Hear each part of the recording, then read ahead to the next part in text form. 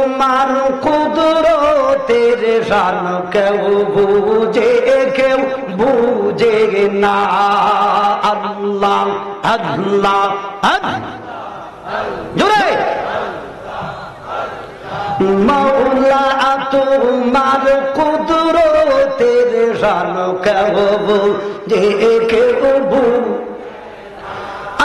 কাবুরে রাখো সাতলাতে, কাবুরে রাখো সাতলাতে, কাবুরে রাখো গাছ তো।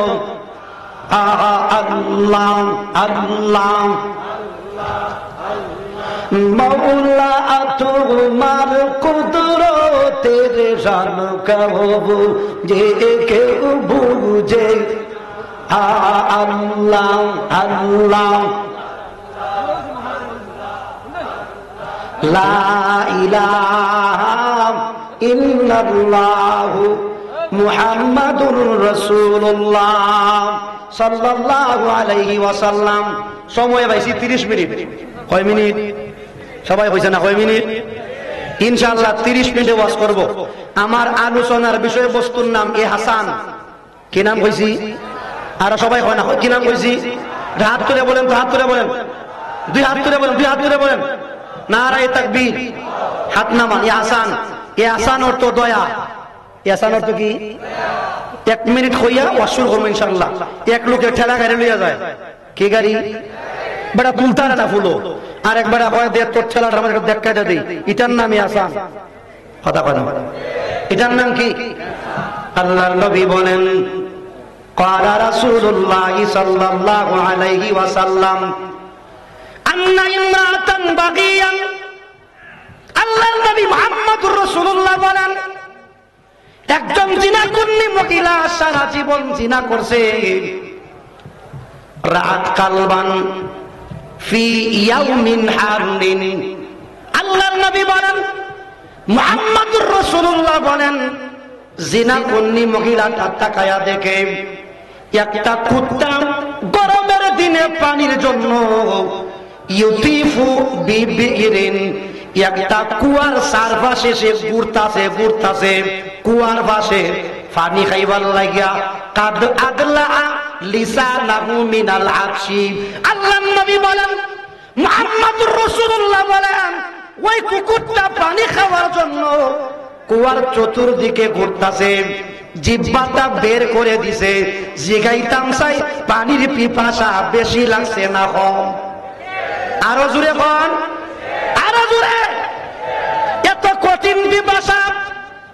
মুহাম্মদুর রাসূলুল্লাহ বলেন ওই মহিলাটা কুকুরটার পাশে গেছে, যায়া দেখে রে কুকুরটা জিহ্বাটা বের করে করে এইভাবে চলকাইতেছে। মহিলাটা বুঝতে পারছে কুকুরটার বড় পানির পিপাসা লাগছে। কে পিপাসা? আরো জোরে বলেন। কুকুরটার পানির পিপাসা লাগাছে। আল্লাহর নবী মুহাম্মদুর রাসূলুল্লাহ বলেন ওই মহিলাটা ওইখানে যাওয়ার পরে যায়া দেখে বালতিও নাই, পানি তুলবার রশিও নাই, বালতিও নাই, রশিও নাই। মহিলাটার বুদ্ধি আইছে, পায়ের মধ্যে ছিল চামড়ার মোজা, চামড়ার মোজারে বানাইছে বালতি, আর ওড়নাটারে বানাইছে রশি। কিতা বানাইছে? এবার ওই চামড়ার মোজার সঙ্গে বাঁধিয়া ছেড়ে দিয়েছে ওই কুয়ার মধ্যে।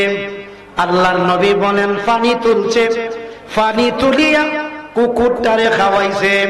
কুকুরটা বড় খুশি হইয়া সামন দিকে দুটা পা দিয়া মহিলাটা শুকরিয়া আদায় করেছে, গা ঝাড়া দিয়েছে। আল্লাহর নবী ডাক দিয়া বলে বিশ্ববাসী রে, আমি যখন জান্নাত দেখতে গেলাম মেরাজের রজনীতে, আমি দেখি জান্নাতের ভিতরে মহিলাটা হাঁটতাছে। একটা জবানও বন্ধ রাখবেন না, চিৎকার মেরে বলেন সুবহানাল্লাহ। হয়ে হাঁটতাছে, আরো জোরে বল, জান্নাতে হাঁটতাছে। জিগাইতাম চাই কোন মহিলা যদি জিনা করনি মহিলা, যেই মহিলাটা সারা জীবন জিনা করলো, বেবিচার করলো, পাপ কাজ করলো, কবিরা গুনাহ করলো, একটা কুত্তারে পানি খাওয়ায় যদি জান্নাতে যায়, তাহলে মানুষরে পানি খাওয়াইলে সওয়াব আরো বড় না শুধু? আরো জোরে বলেন। আমরা সমাজে এমন মানুষ আছে, বড় হইছে বড় আপনার দরবারে বড় পীর সাহেবের কাছে মুরিদ, কিন্তু আপন বাইরে সাহায্য করতে চায় না। আপন ভাই টিউবওয়েল নাই, বড় ভাই টিউবওয়েল থেকে পানি নেয়, ওই ছোট বাইরে পানি পর্যন্ত দিতে চায় না। আওয়াজ করে কোন ঠিক না বেঠে? এরকম নাই? আরো জোরে বলেন। আচ্ছা বলেন তো, মানুষ কুকুরের চাইতে দামি না কম দামি? আরো জোরে বলেন। তাহলে কুত্তারা যদি পানি খাওয়াইলে ওই মহিলা জান্নাতে যায়, আপনি যেই মানুষকে গরুর গোশত দিয়ে খাওয়াইলেন, যেই মানুষটাকে আপনি আপনার নিজের মুখের খাবার দিলেন, জিগাইতাম চাই আল্লাহ পাক আমাদেরকে বড় পুরস্কার দিতে পারে কি পারে না? হাত তুলে বলেন পারে কি পারে না? দুই হাত তুলে বলেন পারে কি পারে না? কষ্ট পাইতেছেন? কষ্ট পাইতেছেন? এটার নাম হাসান। এটার নাম কি? একজন রাজ দরবারে একজন কর্মচারী, উনার নাম নাসির উদ্দিন সবক্তগীন। কি নাম বলছি? নাসির উদ্দিন। কথা কয় না? নাসির উদ্দিন সবক্তগীন। নাসির উদ্দিন সবক্তগীনের বড় ইচ্ছা, শিকার করতে চান। শিকার করার জন্য সে পাগল। শিকার করতে চায়, গোড়ার উপরে সাওয়ার হইয়া গেছে জঙ্গলের মধ্যে শিকার করবে। যায়া দেখে রে একটা হরিণের বাচ্চা লাফাইতেছে। কের বাচ্চা? হরিণের বাচ্চা। হরিণের বাচ্চা লাফাইতেছে ওখানে। নাসির উদ্দিন সবক্তগীন কোন শিকার পাইলেন না। হরিণের বাচ্চাটারে তুললেন গোড়ার উপরে। মনে মনে ইচ্ছা, বাড়িতে আমার সন্তানগুলি আছে, ওই সন্তানগুলির আমি বাচ্চাটা দিলে খেলবে। হরিণের বাচ্চা আর ছাগলের বাচ্চা দেখতে এক জাত, দেখতে একরকম। নাসির উদ্দিন সবক্তগীন গোড়ার উপরে সাওয়ার করাইয়া বাচ্চা নিয়ে রওনা দিছেন।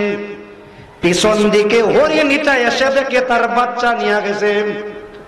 আমার আলোচনা বুঝাইতে চাই, দয়া করলে কি হয় সেটা বোঝাতে চাচ্ছি আমার ভাই। এবার নাসির উদ্দিন সবক্তগীন বাচ্চাটাকে নিয়ে রওনা দিয়েছেন ঘোড়ার উপরে সাওয়ার হইয়া। হঠাৎ করে তার নজর গেছে পিছন দিকে। পিছন দিকে ছায়া দেখে রে হরিণীটা মাথাটারে ঝুলাইয়া ঝুলাইয়া নাসির উদ্দিনের পিছে রওনা দিছে বাচ্চার মায়ায়। কের মায়ায়? বাচ্চার মায়ায়। বাচ্চার মায়া রওনা দিছে পিছন পিছন, মাথাটারে সামন দিকে ঝুঁকাইছে। নাসির উদ্দিন বুঝতে পারছে হরিণীটা নিজের প্রাণের মায়া, নিজের জানের মায়া বলিয়া বাচ্চার মায়ায় যাইতাছে নাসির উদ্দিনের পিছন পিছন। নাসির উদ্দিন সবক্তগীন বলেন, আমি হরিণীর ভাষা বুঝতে পারলাম। হরিণীটা আমারে বলতেছে, ও নাসির উদ্দিন সবক্তগীন, যদি তুমি আমার বাচ্চাকে নিয়ে যাও, যেই বাচ্চাটাকে আমি বড় মহব্বত করি, যেই বাচ্চাকে আমি বড় মায়া করি, তুমি যদি আমার বাচ্চাকে নিয়ে যাও, আমার এই জীবনের কোনো প্রয়োজন নাই। অনেক মা বাবা দেখবেন সন্তান অসুস্থ হইলে পরে আল্লাহরে হয়, ওগো মালিক, ওগো আমার আল্লাহ, আমার বাচ্চার অসুস্থতাটা তুমি আমারে দিয়ে দাও, তবু আমার সন্তানকে তুমি ভালো করে দাও। এরকম বলে কি বলে না? আরো জোরে বলেন। নাসির উদ্দিন সবক্তগীন হরিণীর প্রতি বড় মহব্বত লাগছে, বড় মায়া লাগছে। এবার গোড়ার উপর থেকে হরিণের বাচ্চারে ছেড়ে দিছে। জিগাইতাম চাই হরিণ বাচ্চা পাইয়া খুশি না বেজার? একটু আসতে হন, বেশি না কম? অনেক খুশি। নাসির উদ্দিন ছায়া দেখে হরিণীটা বাচ্চা নিয়ে যায়, আর কিছুক্ষণ পরে পরে নাসির উদ্দিনের দিকে তাকায়। নাসির উদ্দিন সবক্তগীন বলে, আমি বুঝতে পেরেছি ওই হরিণীটা আমার কৃতজ্ঞতা স্বীকার করতেছি আমি যে তারে দয়া করলাম, মায়া করলাম, দয়া করিয়া বাচ্চাটাকে আমি ছেড়ে দিলাম। নাসিরউদ্দিন সবক তকিন বাড়িতে গেছে, বিবি জিগা শিকার পাইছো না? বলে পাইছিলাম। বলে কি করছো?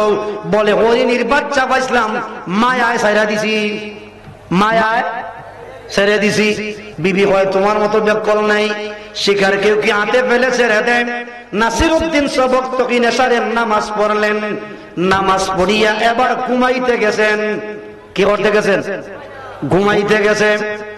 নাসিরউদ্দিন সবক তকিন যেই মাত্র ঘুম তার লাগছে, নাসিরউদ্দিন সবক তকিন ছায়া দেখে রে আমার মদিনার মুস্তাফা নবী নাসিরউদ্দিনের ঘরে হাজির হয়ে গেছে।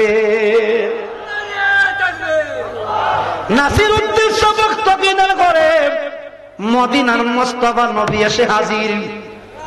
আল্লাহর নবীকে পাইয়া নাসিরউদ্দিন সবক তকিন কদমে চুমো দিলেন, ডাক দিয়া বলে নবীজি গো, ও মদিনার কামলিওয়ালা নবী, আপনি আমি গুনাহগারের ঘরে হাজির হয়ে গেছেন।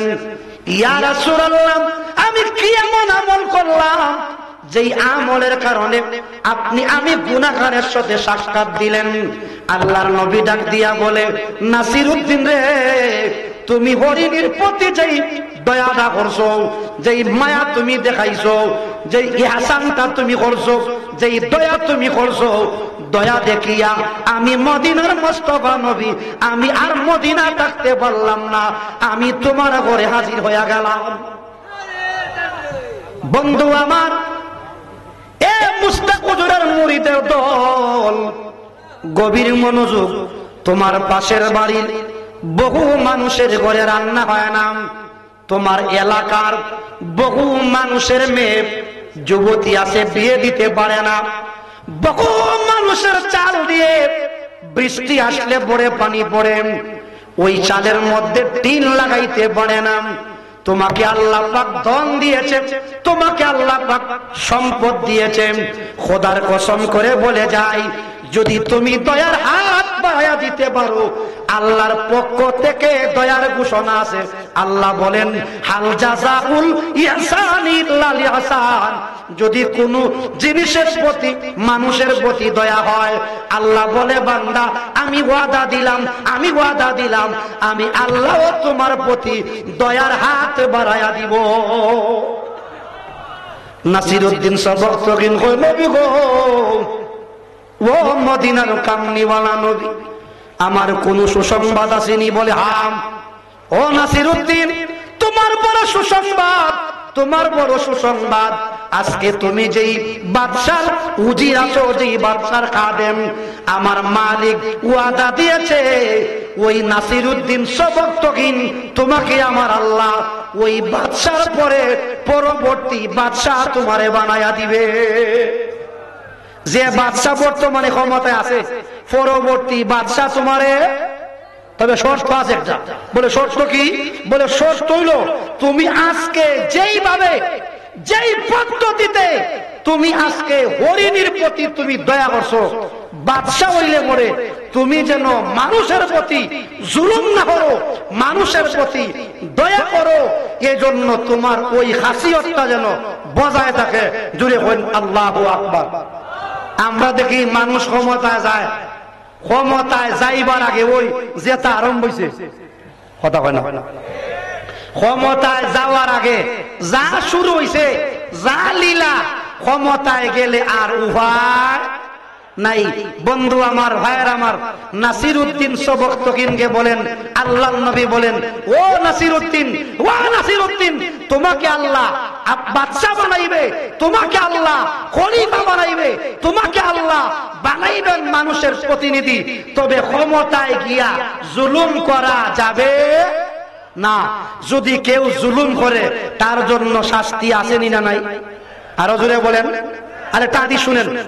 নবীজি বলেন, একজন মহিলা, সে খুব আবেদ, সে কি খুব আবেদ, বড় বুজুর্গ। নবীজি বলেন, ওই মহিলা তার গোরের ইঁদুর মারার জন্য একটা বিড়াল পালছে। কি বলছে? বিড়াল। তার উদ্দেশ্য হলো, আমার বিড়ালটা আমার গড়ের যত ইঁদুর আছে সব ইঁদুর মারবে। বিড়ালটা কিছুদিন পরে পরে এক জায়গায় চলে যায়। মহিলা রাগ হইয়া ওই বিড়ালের পায়ে বান দিছে। মুসলিম শরীফে নবীজি বলেন উযিবাত ইমরাতুন ফি হিররাতিন, নবীজি বলেন যে একটা মহিলা তাকে আযাব দেওয়া হলো বিড়ালের কারণে। কেন? লাম তুতইমহা ওয়া লাম তুকসিহা ওয়া লাম তাতরুকহা তাকুলু মিন খাশাইশিল আরদি। নবীজি বলেন সে বিড়ালটারে বান দিয়া রাখছে, বিড়ালটা অন্য বাড়িতে গিয়ে খাইতে পারে না, আর মহিলাটা খাওয়ায়ও না, পানিও দেয় না। লাম তুতইমহা ওয়া লাম তুকসিহা, নবীজি বলেন যে সে বিড়ালকে খাবারও দেয় না এবং বিড়ালকে অন্য জায়গায় গিয়া খাবার তালাশ করতেও দেয় না। আচ্ছা বলেন তো, যদি একটা প্রাণীকে কেউ আপনার বেশি দিন আপনার বেঁধে রাখে, খাবার দেয় না, প্রাণীটা কি বাঁচবে? আরো জোরে বলেন। আল্লাহর নবী বলেন ওই বিড়ালটা কিছুদিন পর্যন্ত খাবার না খাইতে খাইতে, পানি না খাইতে খাইতে এবার বিড়ালটা মারা গেছে। আল্লাহর নবী ডাক দিয়া বলেন উযিবাত ইমরাতুন ফি হিররাতিন। আল্লাহর নবী বলেন আমি মুহাম্মদুর রাসূলুল্লাহ যখন জান্নাত দেখতে গেলাম, জান্নাত দেখার পরে জাহান্নামের আযাব যখন আমি দেখতে গেলাম, আল্লাহর নবী বলেন সাহাবীরা রে, আমি মুহাম্মদুর রাসূলুল্লাহ দেখছি ওই নামাজি মহিলাটা, বুজুর্গ মহিলাটা জাহান্নামের মধ্যে আল্লাহ পাক শিকল দিয়া বাঁধিয়া রাখছে। আমার মালিককে জিগাইলাম, মালিক ও মালিক ও গো মাওলা, এই আবেদ মহিলাটা, বুজুর্গ মহিলাটাকে কেন তুমি রশি দিয়া বেঁধে রাখছো? আমার মালিক ডাক দিয়া কো মুহাম্মদুর রাসূলুল্লাহ, ওগো আমার পয়গম্বর, ও পয়গম্বর, এই মহিলাটা দুনিয়া থাকতে একটা বিড়াল রে না খাওয়াইয়া মারছে, না খাওয়াইয়া। আল্লাহর নবী হন এই কারণে বিড়ালটারে যেইভাবে বাঁধিয়া রেখেছিল তেমনি ভাবে আজকে তাকে জাহান্নামের শিকল দিয়া বাঁধিয়া রাখছে।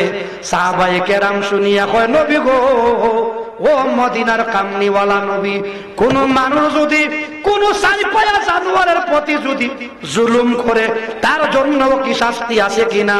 আল্লাহর নবী বলে হ্যাঁ, অবশ্যই অবশ্যই। কোন মানুষ যদি সাইপায়া জানোয়ারের প্রতিও যদি জুলুম করে তারপরেও আল্লাহর আদালতে শাস্তি আছে। চিৎকার মেরে কন্যা হুজুবিল্লাহ। আমাদের অনেক মুসলমান আছে, ঝগড়া লাগছে, ঝগড়া লাগিয়া তার পুকুরের মধ্যে বিষ আছে, বিষ, কথা কয় না, কিতা দে বিষ চাইরা তার পুকুরে যত মাছ আছে সব মাছ মারে। এমনও মানুষ দেখবেন আছে আপনার তার সাথে ঝগড়া, আপনার মাঠের মধ্যে গরু ছাড়ছে, গরুর রে আপনার ফিকল দিয়া ফার মাইরা আপনার গরুর রে মারছে, মনে মনে ভাবছে কেউ তো দেখছে না। জিগাইতাম চাই আল্লাহ পাক দেখছেন কি দেখছেন না? এই বিশ্বাস আপনার আছে কিনা নাই? আচ্ছা বলেন তো, পৃথিবীর সব কর্মকাণ্ড আল্লাহ পাকের কুদরতি নজরে আছে কিনা নাই? এই বিশ্বাস যে করে তার নাম হলো মুত্তাকি। তার নাম কি শোনেন, ছোট্ট করে না কই। ইউসুফ আলাইহিস সালাম রে নিয়ে ঢুকাইছে জুলেখায় গোরের ভিতরে। কোন নবীকে? কথা কয় না, কোন নবী? ঘুমাই রইছে ইউসুফ নবীকে। 7টা তালা মারছে। কটা তালা? 7টা তালা মারার পরে জুলেখা দেখে মাথার উড়নাটা খুললা তার গরু শুরু শুরু কিছু ভগবান আছে, দেবতা ডাকতেছে। ইউসুফ নবী কয় জুলেখা ইগুল ডাকো কেন? বলে ইউসুফ কিছুক্ষণ পরে তোমার সাথে আমার শারীরিক সম্পর্ক হবে, যদি আমার ভগবানের সামনে কাম করি তাহলে আমার ভগবান দেখবো, আমার লজ্জা লাগবো। এই কারণে আমার ভগবানরে উড়না দিয়া ডাকছি যাতে আমারে যেন না দেখে। আল্লাহর নবী হযরত ইউসুফ চোখের পানি ছেড়ে দিয়ে বলে জুলেখা, এরে জুলেখা, তোমার ভগবান গুলিরে তুমি উড়না দিয়া ডাকলে তোমারে দেখে না। তোমার ভগবানের পাওয়ার তোমার উড়নার বাকিরে যায় না। উড়না দিয়া দেখে দিয়েছ, উড়নার ভিতরে তোমার ভগবানের পাওয়ার এর বাকিরে যায় না।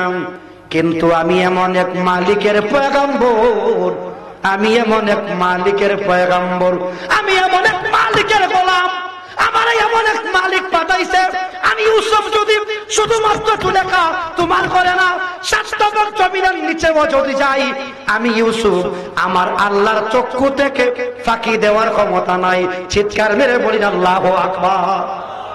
যেগাইতাম চাই এরে আমার ভাই মুসলমান, যারা আমরা লুকাইয়া আমার আরেক ভাইয়ের পুকুরের মাছ আমরা বিষ ফালাইয়া মারছি, আমার আল্লাহ দেখে কি দেখে না?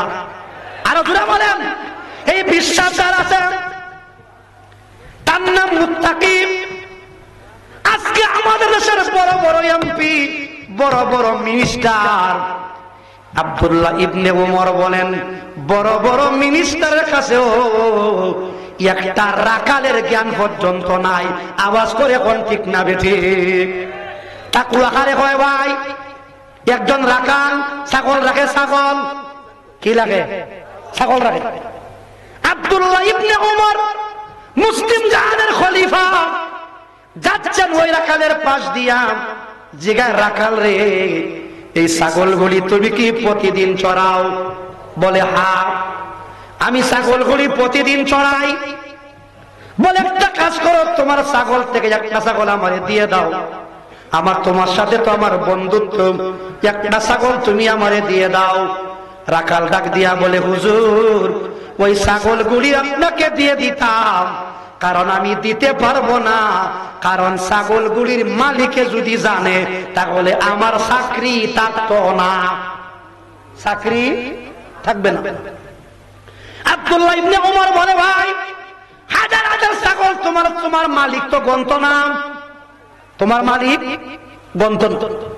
ছাগলের তো 6 মাস পরে পরে বাচ্চা দেয়, কত বাচ্চা হয়ে যায় এর ভিতরে, তোমার মালিক গণবে না। হাজার হাজার ছাগল তোমার, আমাকে একটা ছাগল তুমি দিয়ে দাও, তুমি তো আমার বন্ধু। রাখালটা ডাক দিয়া বলে হুজুর, যদিও আমার মালিক ছাগল গণে না, যদিও আমার মালিক ছাগল দেখে না, তারপরেও আমার বিশ্বাস হয় আমার আল্লাহ আমার এই কাজ দেখে ফেলবে। চিৎকার মেরে বলেন সুবহানাল্লাহ। আজকে আমাদের এমপিরা, মন্ত্রীরা জনগণের মাল চুরি করিয়া, চেয়ারম্যানরা, মেম্বাররা, গত করোনার সময় এক চেয়ারম্যানে সারা পৃথিবীতে ভাইরাল, জনগণের তেলের বোতল দিয়া আপনার বক্সালঙ্গের ভিতরে ঢুকাইয়া উপরে জাজিম দিয়া বইছে, পুলিশে ধরছে, আমি হইলে চেয়ারম্যান, আর আজীবন চেয়ারম্যানের বদনাম আছিল গমজোড়া, আর তুই দিলে নতুন নাম, তোর নাম হইল তেলপুরা। আওয়াজ করে কোন ঠিক কিনা? কি সূরা? কি সূরা? সারা জীবন চুরি করছে কম, কিতা আরো জোরে কই, সারা জীবন চুরি করছে কম, আজকে তুই দিলে তেল চুরি কইরা। হবিগঞ্জের এক পত্রিকা খুললা দেখি, এক স্থানীয় পত্রিকায় এক মেম্বারে বোর নামে দেলাইছে বিধবা ভাতার কার্ড, খান নামে। আরে জোরে কই, জিগাইতাম চাই কচুয়া বলেন, হবিগঞ্জ বলেন, যেখানে যাই জামাই থাকতে বিধবা না মরলে, আরে দেখুন জামাই মরলে যদি বিধবা হয়, আমি কই গো মেম্বার সাহেব, তুমি তোমার ক্ষমতা বলে তুমি তোমার বিবির নামে দিছ বিধবা ভাতার খাত, আমি কই তুমি রাড়ি বেড়ির জামাই। কথা কয় না? জোরে বলেন ঠিক কিনা? এমন সুর আমরা দেশে। আব্দুল্লাহ ইবনে ওমর বলে, বিশ্ববাসীরে যদি একটা রাখালের জ্ঞান মানুষের থাকতো, পরিবার থাকতো, তাহলে দেশ চলতো অন্যরকম। আওয়াজ করে বলেন ঠিক না বেটে? আরে মিয়া, বিজিএফ এর মাল লাইনও দাঁড়াইয়া মিলে না, আর হযরতে উমর নিজের শান্ত হইয়া নিয়া বিজিএফ এর মাল দেয়। চিৎকার মেরে হইল সুবহানাল্লাহ। এজন্য রাষ্ট্রীয় ক্ষমতায় আলিম উলামা গেলে লাভ না লস? আরো জোরে কইন, লাভ না লস? লাভ। মুহতারাম হাজিরিন, হযরতে উমর মুসলিম জাহানের খলিফা, উনি রাষ্ট্রপ্রধান। কি প্রধান? শেষ করলিম আমার ওয়াজ। কি প্রধান? রাষ্ট্রপ্রধান। উনার রাজত্ব ছিল 33 লক্ষ বর্গ মাইল। কয় লক্ষ? 33 লক্ষ বর্গ মাইল। শুধুমাত্র বাংলাদেশ না, বাংলার জমিনের সীমানা হলো 56,000 বর্গ মাইল। 56,000 দিয়া 33 লাখকে ভাগ দিলে করে এরকম 50টা না 55টা না 60টা বাংলাদেশকে এক জায়গায় জুড়া দিলে যত বড় সীমানা হয়, এত বড় সীমানার প্রেসিডেন্টের নাম উমর। কি নাম? আরো জোরে করেন। উমরের সিংহাসনের নাম খেজুর গাছের গাছতলা। আর আমাদের দেশ চেয়ারম্যান লাগে না, চেয়ারম্যানের আলা হইলিও কথা কয় না। ওই জোরে করেন ঠিক কিনা? চেয়ারম্যান লাগে না, চেয়ারম্যানের আলা। এ কয় বড় তুই আমার চিনস রে? ওই কয় আমার পুলিশ দুলাভাই, আর চেয়ারম্যান আমার বোনের জামাই। চেয়ারম্যান আমার বোনের জামাই। হযরত ওমর আল্লাহকে ভয় করতেন, রাত্রে বেলা বের হইলেন রাজত্ব দেখার জন্য। যায়া দেখে একটা মহিলা পাতিলের নিচে আগুন ধরায়া পাতিলের মধ্যে আপনার পাথর দিয়া লারে বাচ্চাগুলি খান্তাছে খাবারের জন্য। বাচ্চাগুলি ডাক দিয়া বলে, ও মা তাড়াতাড়ি খাবারের ব্যবস্থা করে দাও। শেষ করতেছি 5 মিনিটের ভিতরে। ডাক দিয়া বলে, মা খাবারের ব্যবস্থা করে দাও, পেটের খিদার জ্বালায় আর বাঁচতে পারতেছি না, পেটের খিদায়। উমর ছায়া দেখে রে, মা বলতেছে বাচ্চারা কিছুক্ষণ অপেক্ষা করুন। হযরতে ওমর পর্দার উপর থেকে ডাক দিয়া বলে, মা কেন তুমি এমন ভাবে বাচ্চাগুলিকে, কেন তুমি এমন ভাবে প্রতারণা করতেছ? মহিলাটা ডাক দিয়া বলে, ও মুসাফির, আমার কাছে কোনো খাবার নাই, যার কারণে আমি দিতে পারতেছি না। হযরতে ওমর দৌড়িয়া গেলেন বাইতুল মালে, খাদেমকে লইয়া গেলেন বাইতুল মালে। খাদেমের নাম ছিল আসলাম। কি নাম? খাদেম রে, ওই খাদেম রে তাড়াতাড়ি আটার বস্তাটা আমি উমরের খান্দের মধ্যে দে। যার খাদের মধ্যে জনগণের বস্তা তুলতো চাইতাছে উনি হইল 33 লক্ষ বর্গ মাইলের প্রেসিডেন্ট। চিৎকার মেরে কোন সুবহানাল্লাহ। বন্ধু আমার, হযরতে ওমর 33 লক্ষ বর্গ মাইলের প্রেসিডেন্ট বলে, তুমি আমার কাদের মধ্যে তুমি আমার আটার বস্তাটা দাও। খাদেম ডাক দিয়া বলে, হুজুর বস্তা নেওয়ার দায়িত্ব আমার, আপনি কাঁধে নেওয়া লাগবে না, আমার কাঁধে দেন। ওমর বলে, খাদেম রে, ও খাদেম তোমার বড় আফসোস নাকি তোমার কাঁধে বস্তা নিতে চাও? হয় না হুজুর, এটা আমার খাম, এটা আমার খাম। যদি আমার খাম আমারে না করান, আমাকে বিদায় দিয়ে দেন। হযরতে ওমর বলে, খাদেম একটা শর্তে তোমাকে আমি দিতে পারি, তোমার কাঁধের মধ্যে বস্তা। বলে, কি শর্ত?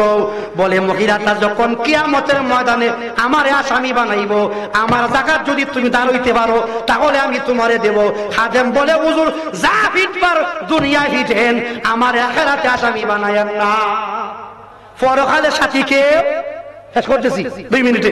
তা যিনি লইছে উনি মনে মেম্বার, আর জোরে কইন চেয়ারম্যান, এমপি, বাংলাদেশের মিনিস্টার না। উনার সীমানা হইল 33 লক্ষ বর্গ মাইল। উনার সনদ হইল জান্নাতের ticket serial number 2। Serial number কত?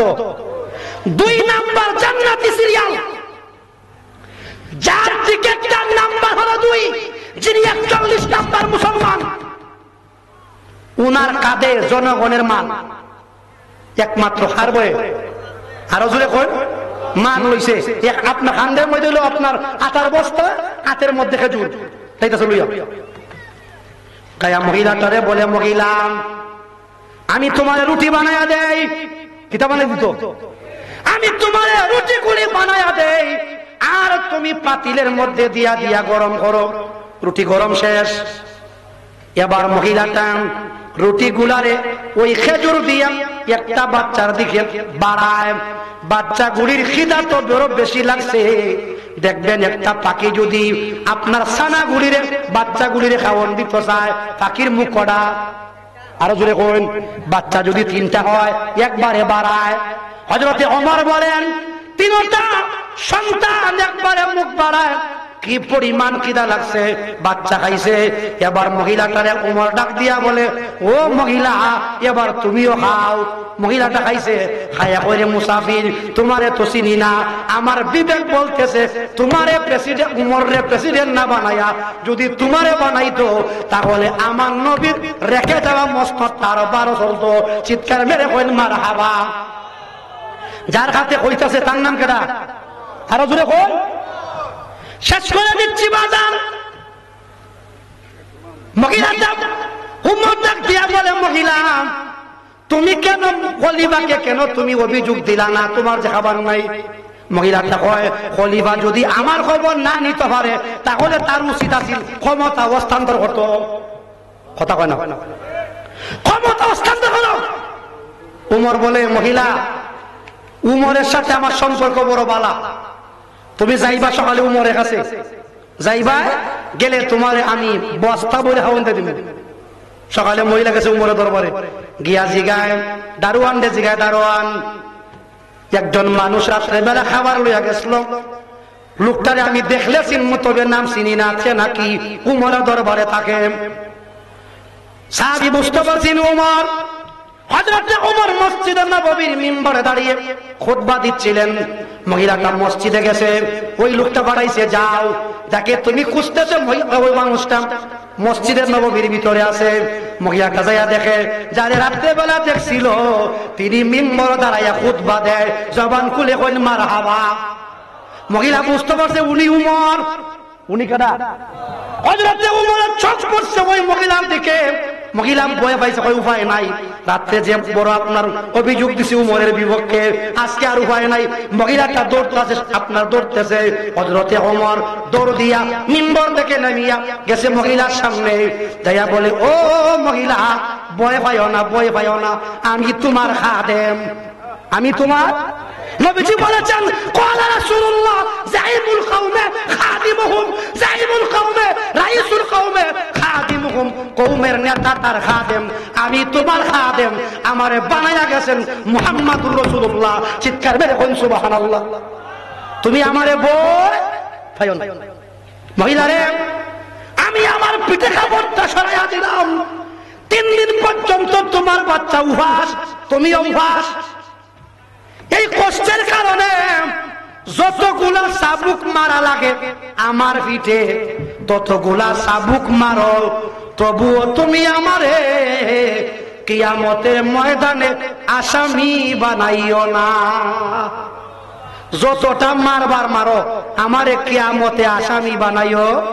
তাহলে গম চূড়া, তেল চূড়া, রোড চূড়া, রোডের বদলা বাস, রোডের বদলা কিতা দে? আরো জোরে কয়। এরা মনে কিয়ামতে উঠতো না? উঠবো, তবে সেদিন জবাব দেওয়া লাগবে আল্লাহর আদালতে। আমরা চাই সংসদে যা আল্লাহ ওয়ালারা। কারা যাইতো? কারা যাইতো? আমার আলোচনা এখানেই টানলাম। দেখা হবে ইনশাআল্লাহ ময়দানে। আসসালামু আলাইকুম ওয়া রাহমাতুল্লাহি ওয়া বারাকাতুহু।